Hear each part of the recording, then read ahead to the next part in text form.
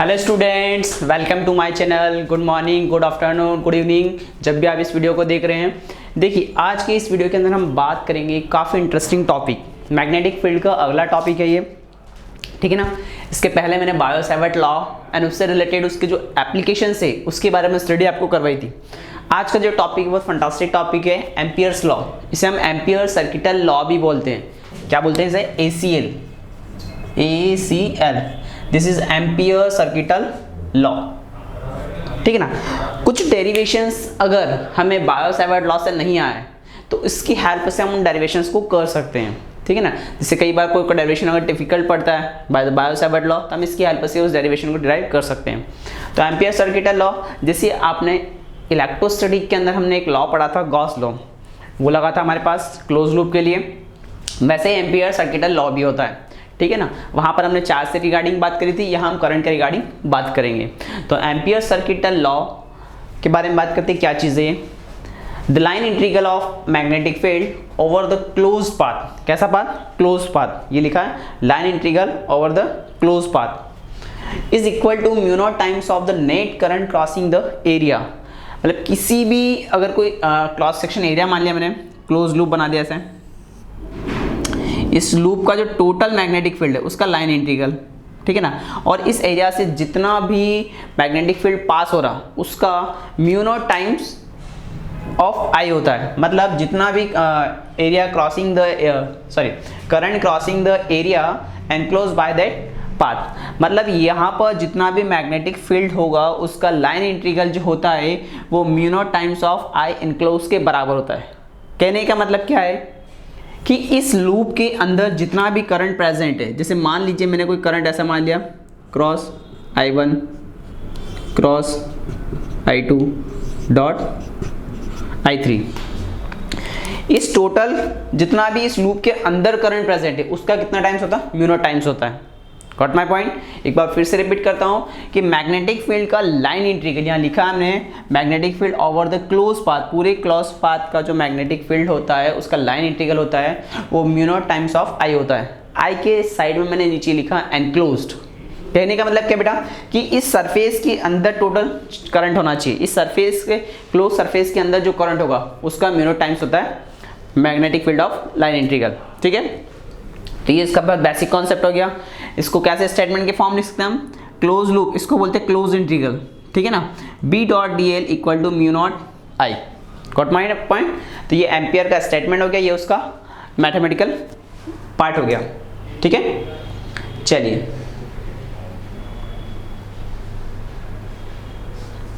और आगे बात करते हैं। इसको हम बोलते हैं क्लोज्ड लूप। क्या बोलेंगे? Closed loop. अच्छा, एक बात ये कि ये जो एम्पियर सर्किटल लॉ है ये हमेशा क्लोज लूप में लगेगा। चलिए यहाँ पर इसके बारे में बताता हूँ। ये जो पॉइंट मैंने लिखा है, जैसे मान लीजिए I1 लिखा, I2 लिखा, I3 लिखा है, ठीक है ना। I1 का मतलब क्या है? क्रॉस फील्ड दे रखा है, करंट कैसे? इनसाइड द बोर्ड है। I2 भी इनसाइड द बोर्ड है और I3 क्या? आउटसाइड द बोर्ड है। तो यहाँ पर अगर मैं इस लूप के लिए तीनों करंट प्रेजेंट है और एक करंट में मान लेता हूँ बाहर I4, बाहर करंट कैसा प्रेजेंट है? I4, वो मैंने मान लिया क्रॉस। हमें जो क्लोज इंटरवल जो क्लोज लूप के अंदर करंट प्रेजेंट है उन्हीं की बात करनी, बाहर वाले करंट के बारे में कोई भी स्टडी नहीं करनी, बाहर वाले करंट को इंक्लूड नहीं करना है। तो इसका अगर मैं मैग्नेटिक फील्ड लिखना चाहूँ तो कितना हो जाएगा? Line integral of B dot DL। अच्छा, इन दोनों के बीच में डॉट प्रोडक्ट हो रहा है, स्केलर प्रोडक्ट हो रहा है, equal to mu not I enclosed. Enclosed में एक बात याद रखना कि जो क्रॉस करंट है दैट इज क्रॉस, इसको हम मानेंगे नेगेटिव और जो डॉट है इसे हम कंसीडर करेंगे क्या? पॉजिटिव। तो यहाँ अगर मैं लिखना चाहूँ तो क्या लिख सकता हूँ? I3 minus I2 minus I1। और बाहर की साइड जो I4 प्रेजेंट है वो हम नहीं लेंगे क्योंकि वो क्लोज नहीं है। करंट क्लोज पाथ के अंदर जो भी करंट प्रेजेंट है वो हमें लेना है टोटल। तो जैसे इस वाले सेक्शन के अगर मैं लिखना चाहूँ तो भैया line integral of B dot DL that is mu naught, current की बात करूं तो I3 पॉजिटिव, ये नेगेटिव, ये भी नेगेटिव, तो I2 माइनस I3 हो जाएगा। तो इस टाइप से हम एम्पियर सर्किटल लॉ को किसी भी पैटर्न में लगा सकते हैं, किसी भी टाइप के क्वेश्चंस में अप्लाई कर सकते हैं, ठीक है ना। तो इसका फर्स्ट पार्ट था, इसे आप नोट कीजिए, फिर इसके कुछ इंपॉर्टेंट पॉइंट्स लिखवाता हूँ मैं।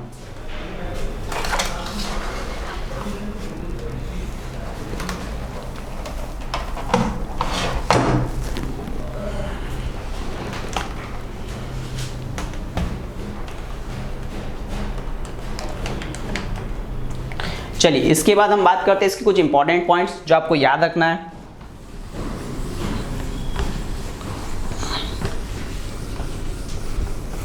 एम्पियर सर्किटल लॉ के लिए जो इंपॉर्टेंट पॉइंट्स आएंगे वो आपको याद रखना।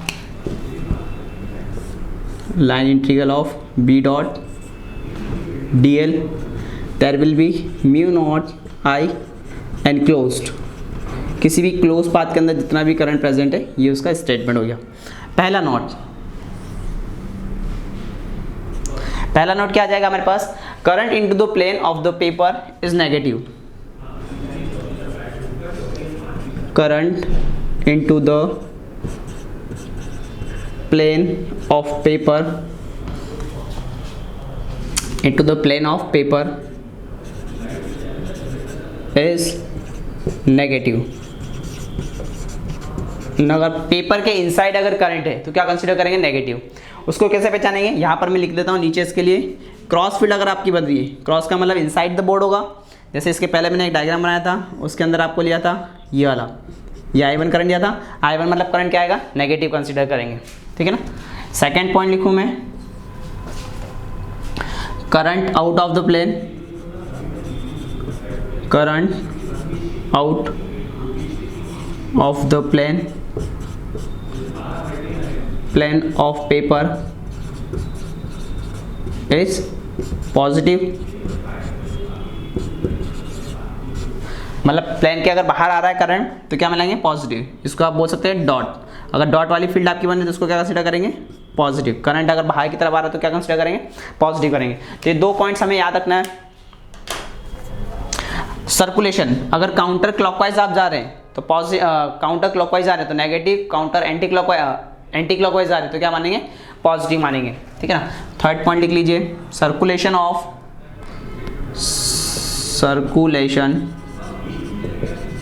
Taken in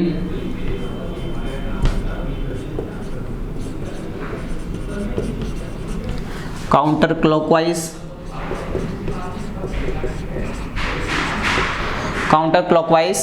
direction. Counter clockwise को हम कंसीडर करेंगे पॉजिटिव।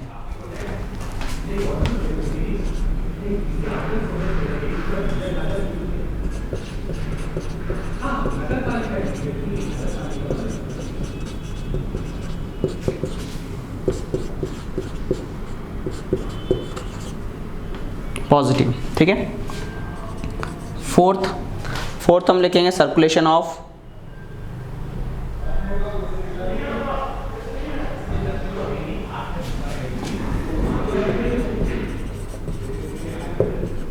circulation taken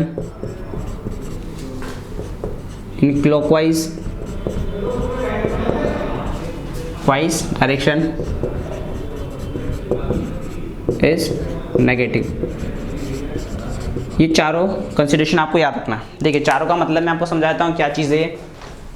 पहला तो करंट के बारे में देखा, ठीक है ना। इनसाइड द प्लेन आ रहा है नेगेटिव, आउटसाइड द प्लेन आ रहा है पॉजिटिव।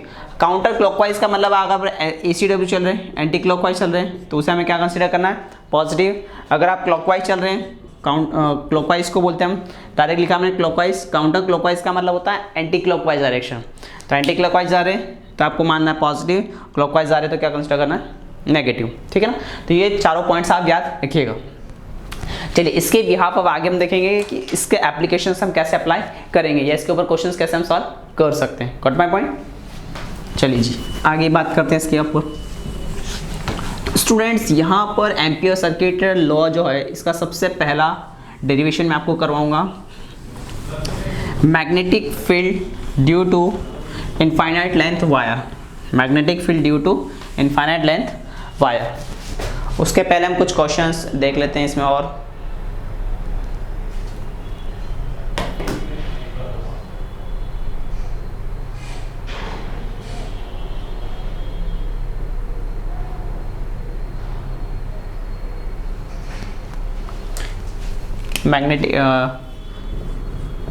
magnetic field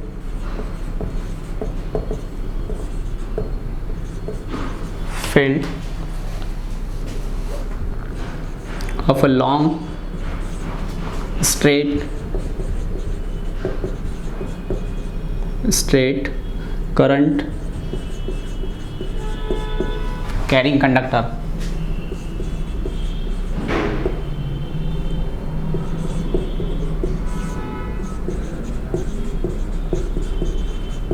कंडक्टर, ठीक है ना, करंट कैरी कंडक्टर। इसके लिए मैंने आपको पहले मैग्नेटिक फील्ड बताया था जब हमने बायो-सैवर्ट लॉ से एक फार्मूला डिराइव किया था। ये जो लेंथ थी ये हमारे पास क्या थी, फाइनाइट लेंथ का वायर था, इसकी वजह से ये पॉइंट P था, इसके ऊपर हमने मैग्नेटिक फील्ड निकाला था with the help of Biot-Savart law. कितना निकाला था, B equal to mu naught I upon में 4πd that is sine theta 1 plus sine theta 2, ये निकाला था। और इसकी हेल्प से मैंने इनफाइनाइट लेंथ का जो वायर था, ऊपर से भी इनफाइनाइट है, नीचे से भी इनफाइनाइट को अप्रोच कर रहा है, और ये आपके पास पॉइंट P था। तो इसके लिए जो मैग्नेटिक फील्ड पॉइंट P पे हमने निकाला था, B एट पॉइंट P, वो कितना निकाला था, म्यू नॉट I अपॉन में 2π ऑफ d। ये डिस्टेंस हमारे पास कितना था बेटा, d था, ठीक है ना। तो हम क्या करते हैं, एक हमारे पास लॉन्ग स्ट्रेट वायर है जिसकी लेंथ इनफाइनाइट आप बोल सकते हैं, उसको मैग्नेटिक फील्ड निकालना। तो इस लॉन्ग स्ट्रेट वायर जो current carrying long straight wire है, उसकी वजह से जो मैग्नेटिक फील्ड आएगा वो कितना आएगा आपके पास, B at point P equal to mu naught I upon में 2π d। ये हमारे पास आना चाहिए, ठीक है ना। तो देखिए कैसे करेंगे, with the help of ampere circuital law. Got my point. Ampere circuital law की हेल्प से हमें ये डेरिवेशंस कंप्लीट करना है। तो आइए जी, हमारे पास लॉन्ग स्ट्रेट वायर है। लॉन्ग स्ट्रेट वायर का मतलब उसकी लेंथ इनफाइनाइट हो सकती है, ठीक है। तो ये मैंने लिखा एक स्ट्रेट वायर है जिसके अंदर करंट क्या फ्लो रहा है, I फ्लो रहा है। अब करंट अगर इसके ऊपर I फ्लो रहा है तो ये अपने सराउंडेड क्या बनाता है, एक टाइप से मैग्नेटिक फील्ड बनाता है। यहाँ पर क्रॉस फील्ड इस टाइप से बनाएगा, right hand palm rule use करेंगे इस टाइप से। तो यहाँ पर जो मैग्नेटिक फील्ड बनता है वो कुछ इस टाइप से बनता है, ऐसा पैटर्न में, ऐसा पैटर्न में। इस पैटर्न में इसके सराउंडेड क्या होता है, मैग्नेटिक फील्ड बनते जाता है। अगर मैं इसके सारे पॉइंट्स को मिला दूं, अगर मैं इसके सारे पॉइंट्स को मिला दूं तो ये कुछ आपको सिलेंडर जैसा हो जाएगा, ऐसा सिलेंड्रिकल पाथ हो जाएगा। Got my point. अब देखिए यहाँ पर अगर बात करें, एक चीज़ और मैं लिख लेता हूँ, यहाँ से ये जो रेडियस है इसे मैं कंसिडर कर लेता हूँ कितना, R। कितना मान लिया हमने, R। अब जो करंट है, करंट के सराउंडेड हमारे पास क्लोज एक पाथ बन गया। क्लोज क्या बन गया, सर्कुलर पाथ बन गया। और सारे पाथ को अगर मैं कनेक्ट करूंगा तो इसका जो सेक्शन बनेगा वो कैसा बन जाएगा, सिलेंड्रिकल। कैसा बन जाएगा, सिलेंड्रिकल। तो देखिए with the help of ampere circuital law, क्या होता है ampere circuital law, close loop of B dot DL। Got my point, ठीक है जी सर। यहां पर लिखा mu naught of I enclosed, I enclosed. पहले इसको समझाने के पहले मैं आपको एक डायग्राम बना के बताता हूँ कि जैसे मान लीजिए मेरे पास एक ऐसा सर्कुलर वायर है, इस वायर में मान लिया कि मैग्नेटिक फील्ड आपकी इधर जा रही है B, और आपका जो छोटा सा सेक्शन DL है वो DL सेक्शन भी इधर की तरफ मूव कर आगे, ठीक है। ऐसे में मान लेता हूँ कि यहाँ पर मैग्नेटिक फील्ड भी आपका ऐसे जा रहा है, कुछ इस टाइप से हम रिवॉल्व कर रहे हैं ना इस टाइप इस सेक्शन में। तो ये टेंजेंशियली इधर जा रही है, टेंजेंशियली इधर जा रही है, टेंजेंशियली इधर जा रही है। तो यहाँ पर अगर मैं DL की बात करूँ तो DL आपका इधर हो गया, यहाँ मैंने बना दिया B आपका इधर है और DL भी आपका आगे इधर बढ़ रहा है। यहाँ बात करूँ तो आपका B इधर है और DL भी आपका किधर आ रहा है, इधर आ रहा है। मतलब B और अगर DL दोनों एक ही डायरेक्शन में आ जाए तो क्या उनके बीच में बनने वाला एंगल थीटा बराबर 0 हो जाएगा। Got my point. तो इस सिचुएशन में अगर सर्कुलर लूप पर मैग्नेटिक फील्ड अगर ऐसे लग रहा है और इसका DL भी ऐसे आगे की तरफ मूव कर रहा है, ठीक है ना। इस पॉइंट से आप समझिएगा कि DL भी उधर जा रहा है और आपका B भी उधर जा रहा है, तो दोनों के बीच में बनने वाला जो एंगल होगा that is theta equal to 0 degree. Got my point. तो यहाँ पर B और DL के बीच में, इस केस में जो B और DL के बीच में एंगल बनेगा दिस इज 0 डिग्री। तो थीटा इज व्हाट, 0 डिग्री। चलिए थीटा अगर हमारे पास 0 हो गया, इस फिगर को आप नोट कर लीजिएगा। अगर थीटा हमारे पास 0 हो गया तो यहाँ से कितना स्टूडेंट्स आ जाएगा, ये आ जाएगा आपके पास B DL cos theta, dot हटाओ cos लगाओ, ठीक है ना। cos theta equal to mu naught और I एनक्लोज्ड। यहाँ आप लिखेंगे theta equal to 0 because B and DL are along the line या इन द सेम लाइन। तो यहाँ से कितना आ जाएगा, B DL cos 0 equal to mu naught I enclose कितना है मेरे पास, I करंट है। तो यहाँ से क्लोज लूप लगाया मैंने, B DL cos 0 1 हो जाएगा, ये हो गया म्यू नॉट आई। क्लियर है। अब यहाँ से b कांस्टेंट है, रियलिटी में चेंज क्या हो रहा है हमारे पास, dl, छोटा सा सेक्शन लिया ना dl, तो dl dl मिलाकर टोटल एक लेंथ बनाएंगे।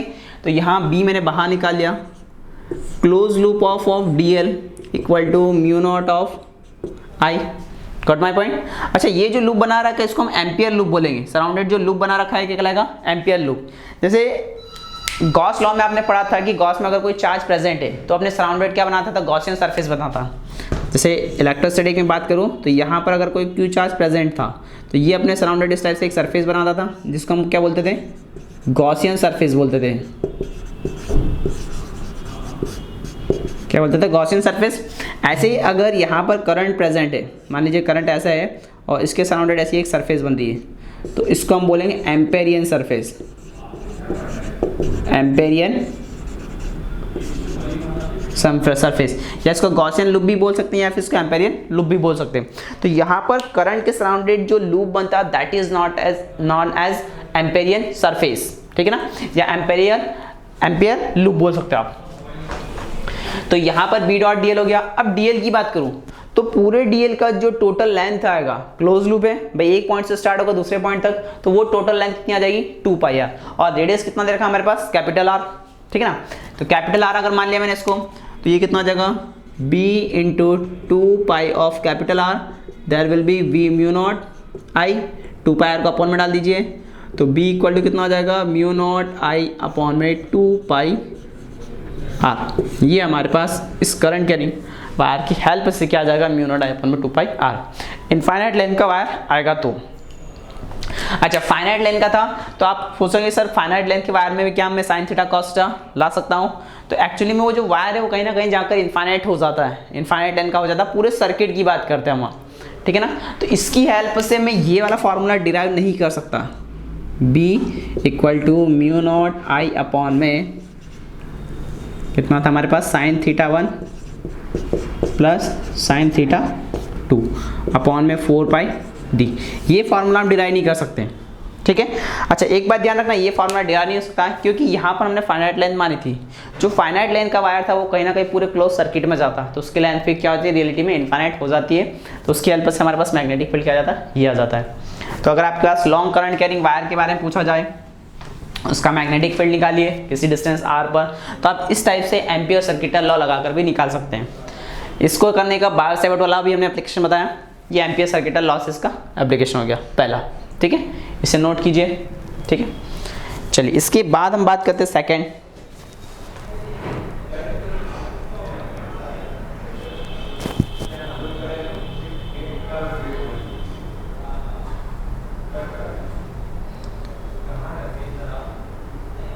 चलिए, अब अगर ये अगर कंप्लीट हो गया तो next magnetic field B outside the inside and outside a cylindrical. तो नेक्स्ट डेरिवेशन करते हैं। फर्स्ट वाला था 12 बोर्ड के लिए काफ़ी इंपॉर्टेंट है। अच्छा, कॉम्पिटिटिव के लिए है, कॉम्पिटिटिव के लिए जो फार्मूला लिखा है B dot D L equal to mu not I enclose लिखा है, ये इंपॉर्टेंट है। मैग्नेटिक फील्ड, नेक्स्ट हेडिंग क्या आ जाएगी, मैग्नेटिक फील्ड बी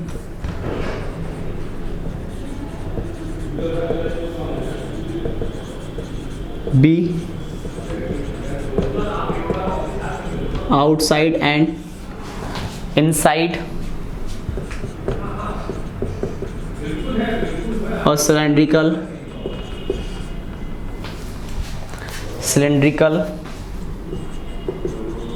वायर, ठीक है ना। एक हमारे पास सिलेंड्रिकल वायर है, उसके इनसाइड और आउटसाइड दोनों पॉइंट पर हमें निकालना है क्या, मैग्नेटिक फील्ड। अच्छा, ये कैसे निकालेंगे, देखिए मैंने आपको आप मेरे इलेक्ट्रोस्टैटिक वाले वीडियो देखिएगा, उसमें मैंने आपको स्फेयर के कारण यहाँ से एक पॉइंट मान लिया था ए पॉइंट, ये बी पॉइंट मान लिया था और यहाँ पर हमने मान लिया था एक सी पॉइंट में निकाला। इस टाइप से 3 पॉइंट के ऊपर मैंने आपको इलेक्ट्रिक फील्ड निकालना सिखाया था। एज वेल एज यहाँ पर भी हम वैसे ही लगाएंगे, पर यहाँ लॉ क्या लगेगा, एम्पियर लॉ, ठीक है। तो आउटसाइड कितना आएगा, इनसाइड कितना आएगा, इसके बारे में हमें बात करनी है। तो देखिए, सिलेंडर की बात करूं तो बेसिकली मैंने एक सिलेंड्रिकल मान लिया, ठीक है। इस टाइप से उसका जो टॉप व्यू है वो कंसिडर कर लिया ऐसा।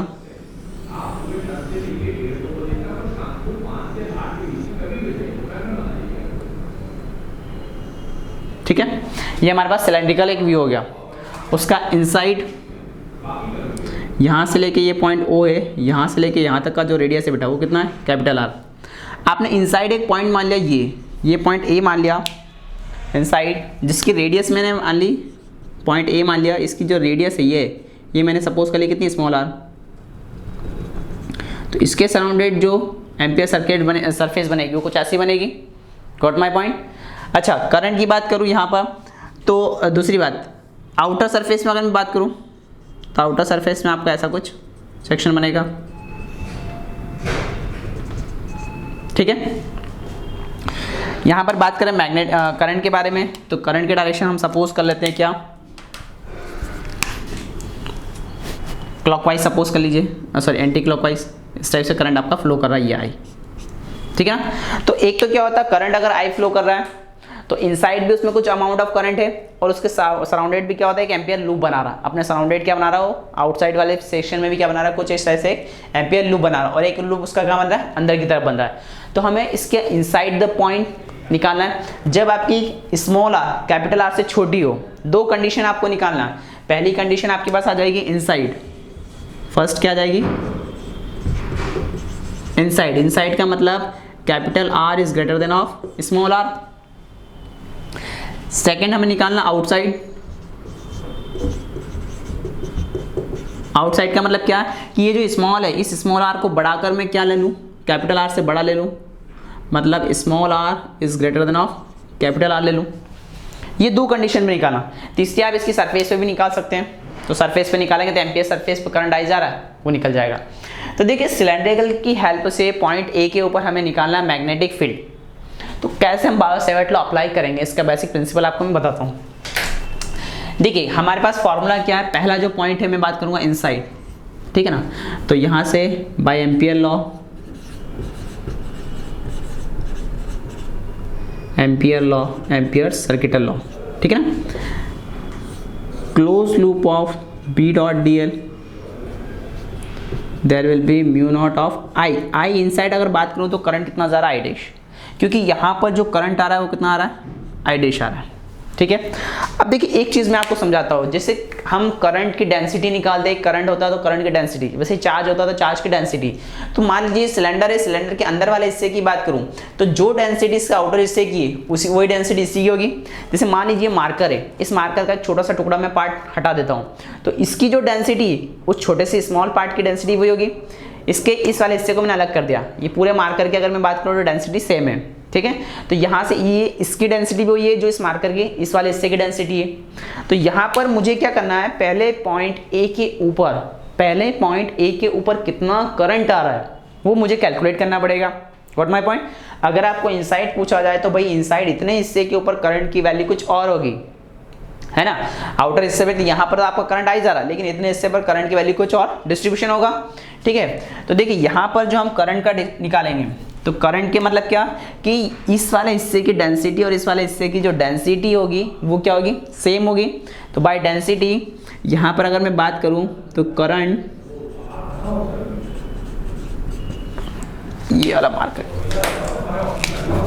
मैं लिखूँ टोटल करंट अपॉन में, ऐसा लिख लीजिए जे, डेंसिटी क्या होती है J equal to I upon में ये होता है, जिसे हम बोलते हैं करंट डेंसिटी।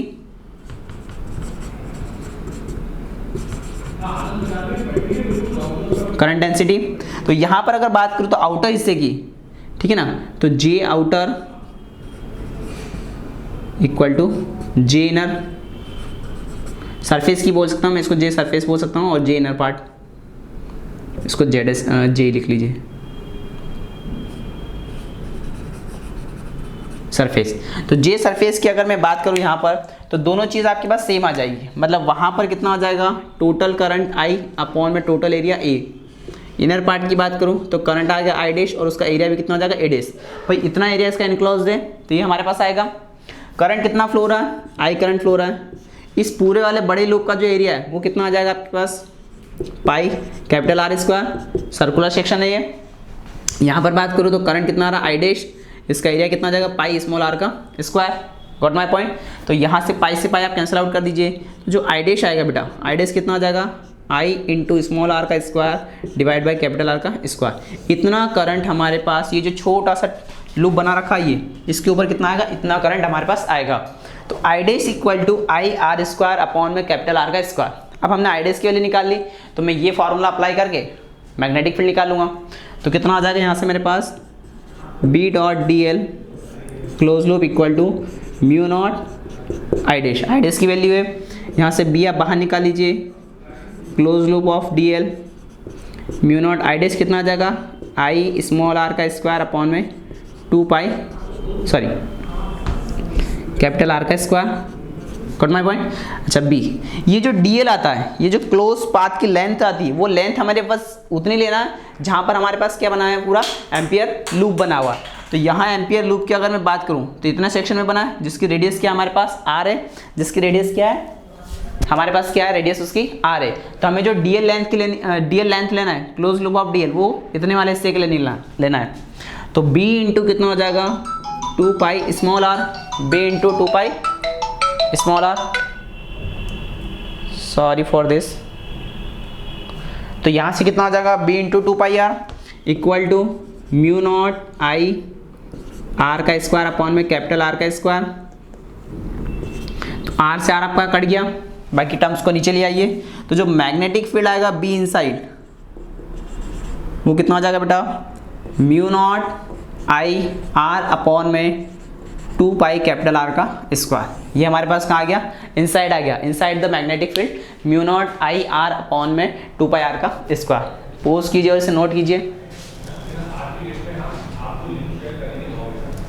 ठीक है ना। तो ये जो हमने मैग्नेटिक फील्ड निकाला with the help of Ampere's law, वो कहाँ निकाला, इनसाइड निकाला। इनसाइड में निकालने के लिए आपको यहाँ पर करंट कैलकुलेट करना पड़ेगा, है ना, अंदर करंट कुछ अलग आएगा बेटा। चलिए आउटसाइड बात करते हैं। तो इसके आउटसाइड सेकंड पॉइंट की बात करता हूं मैं। तो सेकंड पॉइंट में भी फार्मूला तो हमारे पास ये लगेगा, लेकिन सेकंड पॉइंट के लिए जो करंट है वो कितना हमारे पास, आई है। करंट कितना है, आई, क्योंकि इसी करंट की वजह से इसके सराउंडेड एम्पियर लूप बनेगा। जो आउटसाइड इस वायर पे सरफेस पे जो करंट जा रहा है वो कितना जा रहा है, आई जा रहा है। इसी की वजह से हमारे पास क्या बनेगा, इसके ऊपर एम्पियर लूप बनेगा। तो बी आउटसाइड, ठीक है ना, 4.2। तो ये कितना हो जाएगा, close loop of B D L equal to current कितना आ जाएगा, म्यू नॉट आई। किसके लिए बात करें हम, सेकेंड पार्ट के लिए। तो बी आउट लिख लेता हूँ, close loop of D L equal to mu naught into I. अच्छा यहाँ पर अगर बात करें तो ये जो आर है स्मॉल आर, वो यहाँ तक ले आइएगा, यहाँ तक। अब उसकी रेडियस क्या आ गई, स्मॉल आर आ गई, ठीक ना। तो जो कंडीशन नंबर 2 थी, यहाँ लिख देता हूँ, capital R is greater than of R outside, ठीक है ना। तो B D L equal to कितना हो जाएगा, बी आपका बाहर, डी एल की वैल्यू क्या आ जाएगी, ये पूरा आउटर वाले पार्ट के लिए। तो पूरा आउटर वाले पार्ट कितना हो जाएगा, 2 pi small R equal to mu naught into current I. तो इसे नीचे डाल दीजिए। तो B out equal to mu not I upon में 2 पाई आर। तो ये हमारे पास क्या आ गया, बी आउटसाइड आ गया। अगर आपसे सरफेस से पूछा जाए, थर्ड कंडीशन भी ऐड कर देता हूँ, 8 सरफेस। सरफेस पे क्या हो जाएगा बेटा, स्मॉल आर जो है वो क्या कैपिटल आर के बराबर आ जाएगा, स्मॉल आर कैपिटल आर के बराबर हो जाएगा। तो बी सरफेस पे जो आएगा वो कितना आ जाएगा, म्यू नॉट आई अपॉन में 2 पाई इंटू कैपिटल आर। तो मैं यहाँ पर सिलेंड्रिकल के इनसाइड कितना मैग्नेटिक फील्ड होता है, सिलेंड्रिकल के आउटर कितना मैग्नेटिक फील्ड होता है, और सिलेंडर के सरफेस पे कितना मैग्नेटिक फील्ड होगा, तीनों पॉइंट के बारे में आपको डेरिवेशन बता दिए हैं। बोर्ड के लिए काफ़ी इंपॉर्टेंट है, कॉम्पिटिटिव में पूछा जाए तब भी आपको इस टाइप से करना है, ठीक है ना। स्क्रीन को पोस्ट कीजिए और इसे पूरा नोट कीजिए। चलिए इसके बाद अगर हमने तीनों पॉइंट निकाल लिए तो इसका एक बहुत अच्छा सा ग्राफ बनता है, जो ग्राफ कॉम्पिटिटिव के लिए बहुत इंपॉर्टेंट है, ठीक है ना। तो सिलेंडर के इनसाइड आउटसाइड तीनों पर हमने मैग्नेटिक फील्ड कैलकुलेट कर लिया। अब बात करते हैं ग्राफ की। ये जो ग्राफ होता है ये कई बार नीट के एग्जाम में या जेईई मेंस में पूछा जा सकता है, ठीक है ना। आपसे 12 बोर्ड सीबीएसई बोर्ड में भी पूछा जा सकता है। तो ग्राफ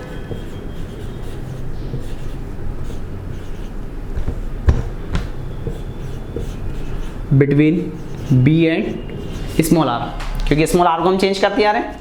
तो देखिए पहला बी इनसाइड लिखा था मैंने, बी इन कितना आया था मेरे पास, mu not I R upon में 2 पाई कैपिटल आर का स्क्वायर। सेकेंड पॉइंट निकला था हमने B out O U T, तो वो कितना आया था हमारे पास, म्यू नॉट आई अपॉन में 2 पाई स्मॉल आर। और थर्ड लिखा था मैंने सरफेस पर, तो बी सरफेस कितना आया था, वो आया था म्यू नॉट आई अपॉन में 2 पाई कैपिटल आर। अगर मैं इस फॉर्मूले की बात करूँ फर्स्ट वाले, तो क्या यहाँ से b के बीच में और इस r के बीच में एक रिलेशन आ जाएगा, तो b is proportional to r आ जाएगा, यहाँ हो जाएगा b is proportional to 1/r आ जाएगा, गॉट माय पॉइंट। और यहाँ पे b is independent of small r आ जाएगा, मतलब स्मॉल r के ऊपर नहीं बात करिए। तो ये जो पॉइंट है यहाँ पर जो आपको मैग्नेटिक फील्ड आ रहा है वो मैक्सिमम आ रहा है, ठीक है। तो देखिए यहाँ पर कैसे आएगा, तो मैंने इसको ग्राफ प्लॉट करने के लिए ये आपका एक्स एक्सिस हो गया, आर इस पे ले लिया और ये बी पॉइंट ले लिया, बी आपका इधर है और आर आपका इधर जा रहा है। जो ग्राफ होता है इनिशियली कहाँ से स्टार्ट होगा, सेंटर पॉइंट से। सेंटर पे बात करूँ तो बी एट सेंटर, आर की वैल्यू 0 रख दीजिए, तो सिलेंडर के सेंटर पर मैग्नेटिक फील्ड कितना हो जाएगा आपके पास, 0।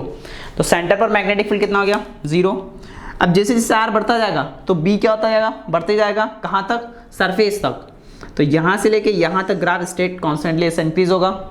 ये वो पॉइंट है B प्रोपोर्शनल टू R वाला, और ये आपका टॉप पॉइंट है एट सरफेस।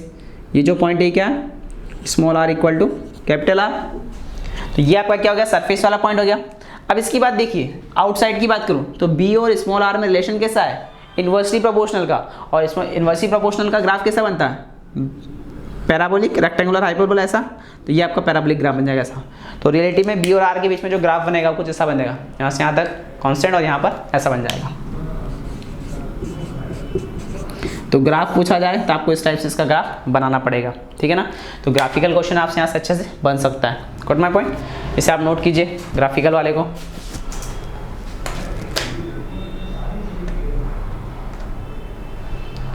चलिए यहाँ पर एक अगला हम देखेंगे,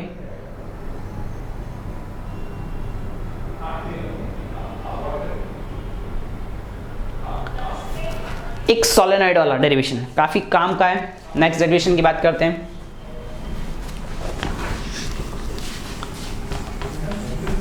magnetic field due to solenoid.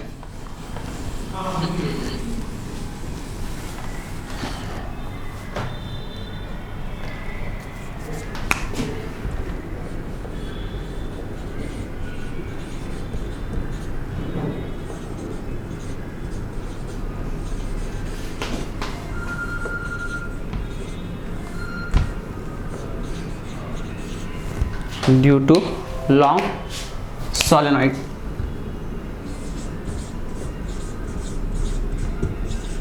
ठीक है, सोलेनॉइड का अगर शेप बनाओ तो कुछ उस टाइप से बना दिया हमने।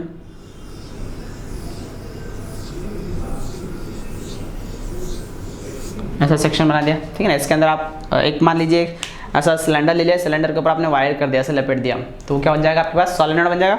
इसके ऊपर वायरिंग ऐसे लपेट दीजिए तो क्या हो जाएगा, सोलेनॉइड बन जाएगा। अब जो सोलेनॉइड है इसको एनालिसिस करने के लिए हम क्या करते हैं, रियलिटी में ये जो सोलेनॉइड मैंने बना रखा है इसको मैं ऐसे कर लेता हूँ कुछ, तो पूरा क्लियर समझ में आएगा। ऐसे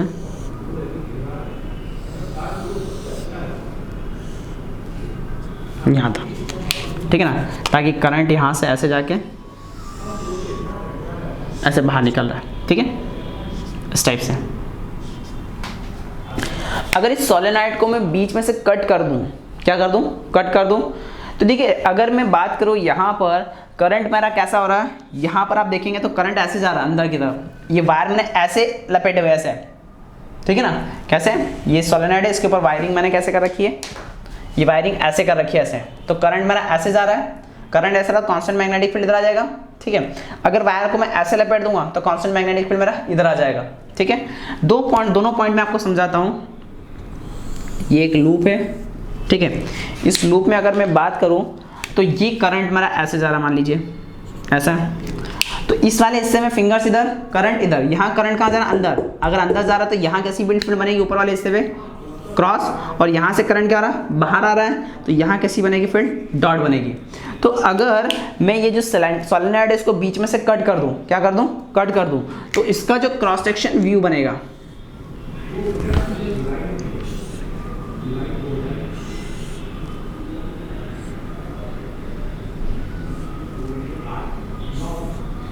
इसका जो क्रॉस सेक्शन बनेगा कुछ इस टाइप से बनेगा बेटा। ये मैंने कुछ आगे पीछे बना दिया इसको, ये इस पॉइंट को इस पॉइंट से आप मैच कर दीजिए, ये अंदर आ जाएगा और ये पॉइंट आपका ऐसा आ जाएगा। तो ऊपर की तरफ जो फील्ड बनेगी वो कांस्टेंट कैसी बन जाएगी, ऐसे क्रॉस बन जाएगी, और नीचे जो बनेगी वो कैसी बन जाएगी, डॉट। कैसी बन जाएगी, क्रॉस और डॉट, ऊपर बन जाएगी क्रॉस, नीचे बन जाएगी डॉट फील्ड बन जाएगी, ठीक है ना। तो अब इसमें हमें क्या करना है कि मैग्नेटिक फील्ड का एक डेरिवेशन क्लियर करना है, ठीक है ना। तो देखिए सोलेनॉइड में अगर पूछा जाए तो magnetic field due to long solenoid CBSE board में कई बार आता है, बोर्ड एग्जाम में, ठीक है ना। काफ़ी आसान है, कैसे करेंगे वो मैं आपको बताता हूँ। ऊपर आपका जो, अच्छा यहाँ पर अगर करंट इसमें ऐसे जा रहा है तो इसका जो कांस्टेंट मैग्नेटिक फील्ड बनेगा वो कांस्टेंट मैग्नेटिक फील्ड आपका इधर आ रहा है, बी इधर, ठीक है ना। सारे पॉइंट्स के ऊपर डायरेक्शन की मैं एनालिसिस करवा देता हूँ। यहाँ पर डायरेक्शन ऐसे जा रहा है तो ये करंट ऐसा, तो यहाँ से करंट ऐसा आ जाएगा, ऐसा,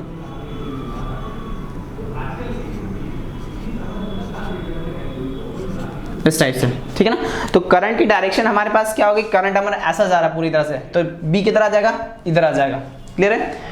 तो देखिए यहाँ पर अब जो मैग्नेटिक फील्ड का डेरिवेशन करेंगे सोलेनॉइड के लिए, तो क्या होता है बुक के हिसाब से, अगर मैं आपको बताऊँ एनसीईआरटी बुक के हिसाब से, तो देखिए क्या किया हमने, इस टाइप से कांस्टेंट मैग्नेटिक फील्ड लगा दिया ऐसा क्रॉस,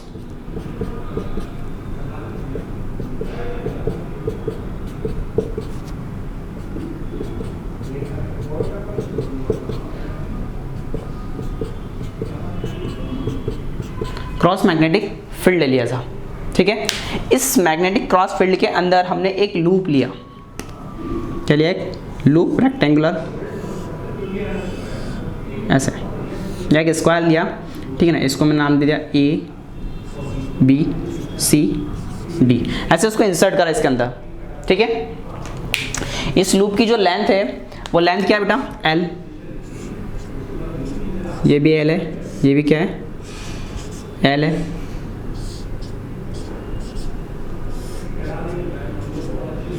एल है।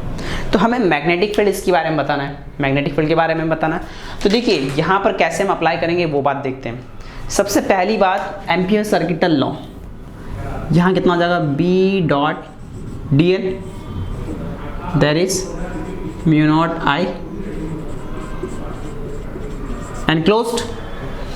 एनक्लोज में अगर मैं बात करूँ तो हमारे पास 4 सेक्शन है, A B, B C, C D और D A.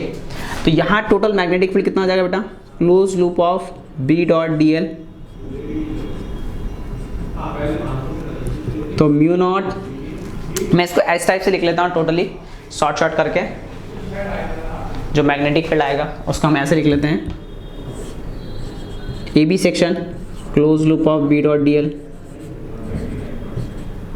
Equal to sorry plus B C system B dot D L plus तीसरा क्या आ जाएगा, सी डी आ जाएगा close loop of B dot D L, और फोर्थ क्या आ जाएगा आपके पास, डी आ जाएगा B dot D L equal to mu naught, current कितना फ्लो हो रहा है, आई फ्लो हो रहा है। Got my point. अब देखिए यहाँ पर बात करते हैं सबसे पहले ए बी वाले सेक्शन की। ए बी सेक्शन ये वायर की लेंथ कैसे, ऐसे मैग्नेटिक फील्ड कहाँ जा रही है, अंदर की तरफ, मतलब रियलिटी में आपको बताऊँ तो ये वायर ऐसा है, मैग्नेटिक फील्ड अंदर की तरफ इस टाइप से, ये जो ब्लैक मार्कर है इसका ऊपर हिस्सा है, ये जो रेड मार्कर है ये ऐसा अंदर है, इनसाइड में, क्रॉस मतलब अंदर की तरफ है, लेंथ कहाँ ऊपर है। तो भैया ए बी वाला जो हिस्सा है, ये वाला कौन सा, ए बी वाला है, तो इसके हिसाब से अगर मैं बात करूँ तो यहाँ पर ये दोनों के बीच में बनने वाला एंगल कितना हो जाएगा, 90 डिग्री, कितना हो जाएगा, 90 डिग्री हो जाएगा। Got my point. तो अगर ये लेंथ हमारे पास 90 आ गया तो इस कंडीशन में फर्स्ट यहाँ मैं लिख देता हूँ अलग अलग, close loop of A B B dot D L equal to 0 because angle between B and D L, sorry B and L लिख लीजिए, B and D L is 90 degree. ठीक है, ये फर्स्ट फ्रैक्शन हो गया। BC बात करूं तो BC इस कांस्टेंट फील्ड के बाहर है। कांस्टेंट फील्ड के कहाँ बाहर है। अगर कांस्टेंट फील्ड के बाहर है तो भाई वहां पर तो कोई मैग्नेटिक फील्ड है ही नहीं। अगर मैग्नेटिक फील्ड नहीं है तो वहां पर भी B डॉट डी एल कितना हो जाएगा, 0। तो सेकंड सेक्शन कितना हो जाएगा, क्लोज लूप ऑफ, ये हो गया BC B dot D L, ये भी कितना हो जाएगा बेटा, 0। Why, because absence of, sorry, because in BC section magnetic field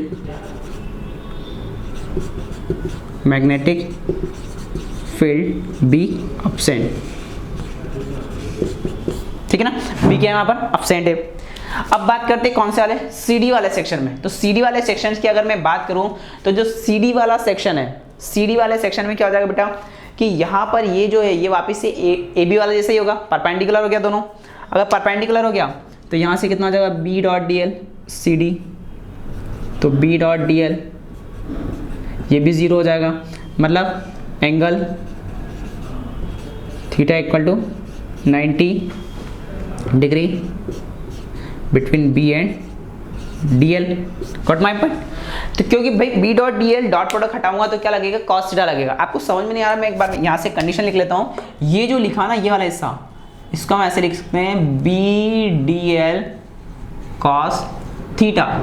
भाई डॉट प्रोडक्ट है दोनों के बीच में, कौन सा प्रोडक्ट है, डॉट प्रोडक्ट है। तो B dot D L equal to cos theta आ जाएगा और यहाँ पर कितना आ जाएगा, mu naught of I enclose. Got my point. ये क्या लिखा, म्यू नॉट आई एनक्लोज्ड। तो यहाँ पर थीटा इसलिए यहाँ पर 90 डिग्री बन रहा है इसलिए 0 है, यहाँ पर B एब्सेंट है इसलिए 0 है। यहाँ पर CD में क्या हो गया, वापस से आपका थीटा कितना वाला है, 90 डिग्री। तो यहाँ से कितना हो जाएगा, ये अगेन 0 हो जाएगा। अब ये वाला जो सेक्शन है AD वाला, इस AD वाले सेक्शन की बात करूँ और मैग्नेटिक फील्ड की बात करूँ तो दोनों एक ही डायरेक्शन में आ जाएंगे। ये अगर कोई कांस्टेंट मैग्नेटिक फील्ड है अंदर की तरफ जा रहा है और लूप आप इस टाइप से उसको इंसर्ट कर रहे हो तो उसका एक जो फेस आएगा AD वाला, ठीक है ना, वो किस में आएगा, अलोंग द डायरेक्शन में। तो जो मैग्नेटिक फील्ड आपको मिलेगा वो किसकी वजह से मिलेगा, B डॉट डी एल की वजह से। तो क्लोज लूप ऑफ AD या DA लिख सकते हो, B dot D L equal to आपका कितना आ जाएगा, B इंटू एल आ जाएगा। ठीक है ना, यहाँ पे लिख लेता हूँ angle theta equal to 0 degree, ठीक है ना, बिटवीन B एंड DL। तो यहाँ पर B डॉट DL की वैल्यू कितनी आ जाएगी रिलेटिव में, B इंटू एल आ जाएगी। ठीक है ना, तो यहाँ एंगल कितना बन 0 डिग्री बन जाएगा। कौन से वाले सेक्शन में, DA सेक्शन में। इसको DA आप लिख लीजिए। ठीक है ना, कौन सा सेक्शन आ जाएगा हमारे पास, ये DA आ जाएगा। तो थीटा कितना बन रहा है, 0 डिग्री। अब इन चारों की वैल्यू हम यहाँ पुट कर देते हैं ऊपर वाली कंडीशंस में। ये तीनों चारों पॉइंट आप नोट कर लीजिएगा। ठीक है, सभी के कारण बता दिए, AB की वजह से कितना आ रहा है, BC से कितना आ रहा है, CD से कितना आ रहा है और DA से कितना आ रहा है। ठीक है, चलिए आगे बात करते हैं। आप सबकी वैल्यू पुट करते जाते हैं। बोर्ड में आए तो आपको ऐसे ही करना है। देखिए यहाँ अगर मैं बात करूँ AB की वजह से तो ये कितना हो रहा है, 0 हो रहा है। ठीक है, सेकंड BC की वजह से ये भी कितना हो रहा है, 0 हो रहा है। CD की वजह से ये भी कितना हो रहा है, 0 हो रहा है। इसकी वजह से बचा आपके पास, तो यहाँ कितना आ जाएगा, 0 प्लस 0 प्लस 0 प्लस ये हो गया B into L equal to कितना हो गया, mu not I. B into L mu not I. तो यहाँ से कितना आ जाएगा, B इक्वल टू आ जाएगा mu not I by L. ठीक है, mu not I by L. अब ऐसे हमारे पास सोलेनॉइड है, उसके ऊपर वायर के कितने लपेटे, कितने फेरे हैं उसके ऊपर। ठीक है ना, कैसे, कितने नंबर ऑफ टर्न्स है उसके ऊपर, तो नंबर ऑफ टर्न्स n है। तो if number of turns, sorry ऐसा लिख लिए 4 capital N number of turns, तो इसके लिए कितना आ जाएगा, B equal to mu naught capital N I upon में L आ जाएगा। तो ये मैग्नेटिक फील्ड आएगा B equal to mu naught N I upon में L। देखिए यहाँ पर एक चीज़ और, यहाँ पर स्मॉल n इक्वल टू होता है कैपिटल N अपॉन में L। इसे हम बोलते हैं number of turns per unit length. इस स्मॉल n को क्या बोलते हैं, number of turns small n को हम बोलते हैं इसे number of turns per unit length, मतलब कैपिटल एन अपॉन में स्मॉल एन क्या हो जाएगा, कैपिटल एन अपॉन में एल क्या हो जाएगा, स्मॉल एन हो जाएगा। तो यहाँ पर इसकी जगह में क्या रख दूंगा, इसकी जगह स्मॉल एन आ जाएगा। तो बी कितना हो जाएगा, B equal to mu naught N into I. ये रिलेटिव में हमारे पास मैग्नेटिक फील्ड आता है ड्यू टू सोलेनॉइड। तो अगर आपसे पास सोलेनॉइड के बारे में पूछा जाता है तो इस टाइप से आपको पूरा का पूरा कंप्लीट डेरिवेशन करना रहेगा, ठीक है। इसे आप नोट कीजिए।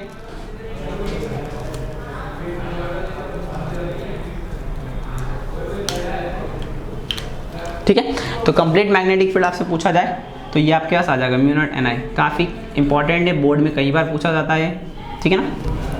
तो यहाँ पर इस वीडियो के अंदर मैंने आपको एम्पियर सर्किटल लॉ पढ़ाया और एम्पियर सर्किटल लॉज के रिलेटेड जो एप्लीकेशन है वो पढ़ाया। पहला लॉन्ग वायर की वजह से बताया, दूसरा सिलेंडर की वजह से बताया, तीसरा सोलेनॉइड को अगर आप किसी कांस्टेंट मैग्नेटिक फील्ड में इंसर्ट कर दें तो उसकी वजह से कितना आएगा। ये डेरिवेशन बहुत काम का है, इसे नोट कीजिए। और आज का वीडियो हमारा यहीं तक, इसके बाद नेक्स्ट वीडियो के अंदर हम और इसके अच्छे कॉन्सेप्ट बात करेंगे, ठीक है। Thank you.